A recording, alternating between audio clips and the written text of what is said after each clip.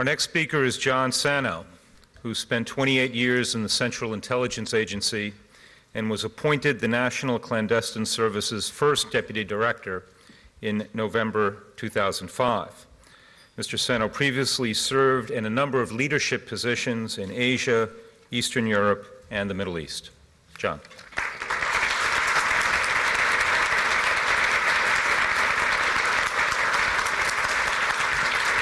Thank you. Thank you very much. The Arab Spring has reaped considerable gains throughout the Middle East in recent months, from Egypt to Tunisia to Yemen to Syria, and most recently, Libya. The removal of repressive regimes and the beginning of what we can hope will be a true democratic, or at a minimum, open societies, where the people themselves can decide the course of their own destinies, where there's no fear of reprisals, where there's free speech, where you can voice an opinion that may be in contradiction to what the ruling party or the government in place would like to hear, but to do so without fear. Now, the one thing that's remained constant is that people in the region have finally taken opportunities to make decisions for themselves. This same basic right should be afforded to the people of Camp Ashraf. Now, last week when President Obama announced that all U.S. troops would leave by the end of the year, no one applauded this decision more resoundingly than Ahmadinejad. Now, why? He stated very recently that Iran, and I quote, has deepened their ties with Iraq day by day. And as early as 2007, when it became very apparent that at some point in the coming years the U.S. would leave, and this is in 2007, he said that, again, quote, Iran would fill the gap left by the withdrawal of U.S. forces.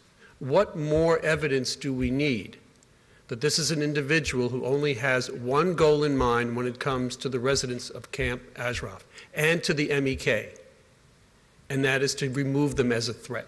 And very clearly, he sees them as threats to his regime because they stand for everything that is in opposition to his philosophy: freedom of speech, secular rule, the rights of all, and to include women, and free choice and determination. In reality, Ahmadinejad is not an ally. He is a manipulator. He does not view Iraq as a true ally. He views Iraq as simply a surrogate, someone who will do, a country that will do his bidding, and a president in Maliki who will do his bidding. And over the past 3 days, Maliki's security forces have detained over 500 people in a campaign that he himself has billed as an anti-insurgency campaign. These, again, are against Sunnis who have demanded freedom of speech and degrees of autonomy. He views that as a threat.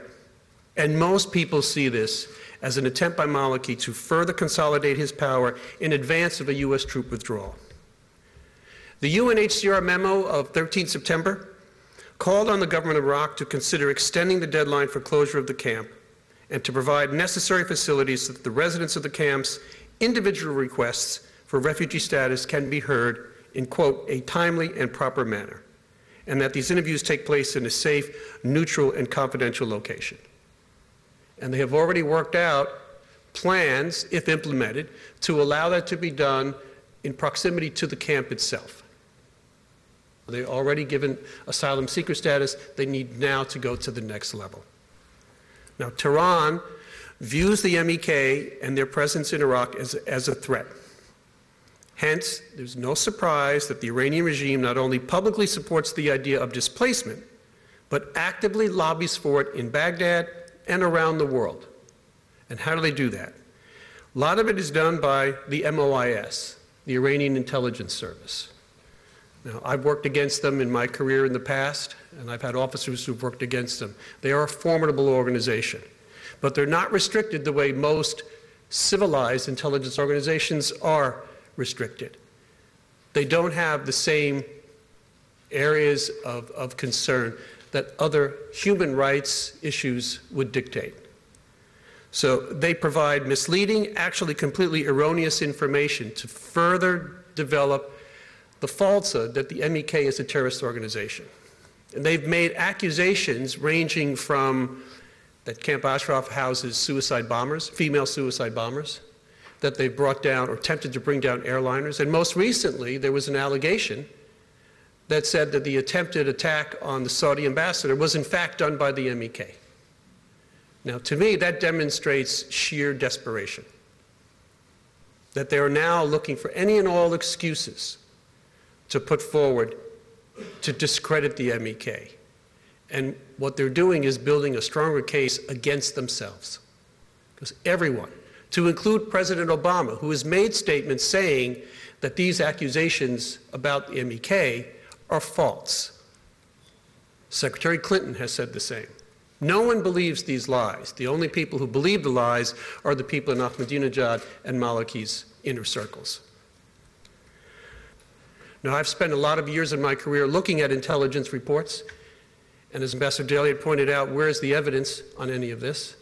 And as General Shelton has pointed out as well, there is none.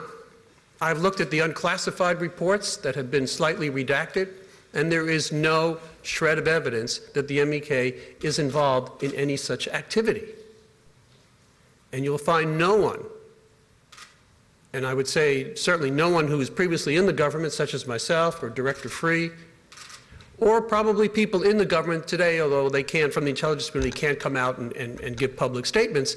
I would seriously doubt if any of them were able to find any information which would further corroborate Tehran's accusations that the MEK is a terrorist organization. In his annual report just earlier this year, the UN Secretary General Ban Ki-moon called for respecting the human rights of Ashraf residents and urged for a consensus solution to the situation. Now, Secretary Clinton traveled to Tripoli last week, in fact on October 18th, and her goal was to reassure the National Transition Council and the rebel leaders of U.S. support.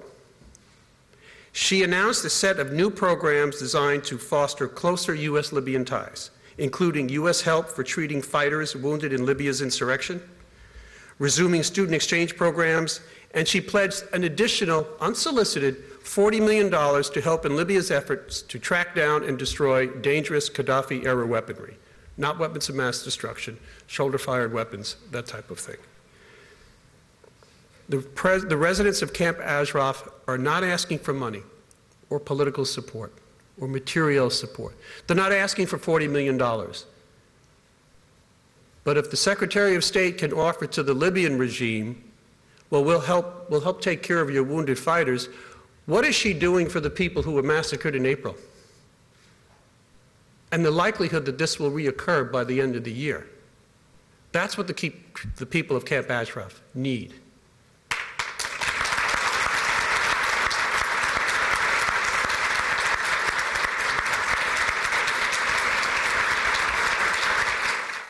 Secretary Clinton, it's time for you to do the right thing.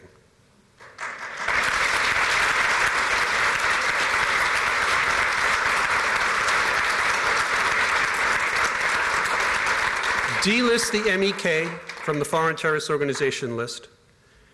The whole reason the MEK was kept on the list was an appeasement to Ahmadinejad.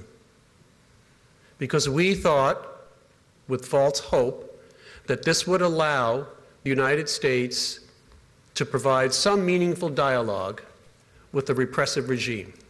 And as the previous speakers have mentioned, and others will when they come up to speak, this is a renowned terrorist-sponsored state. You do not negotiate with terrorists. It has not worked in the past, it will not work today, and it certainly will not work in the future. The time for review is over. The time for action is now. Thank you.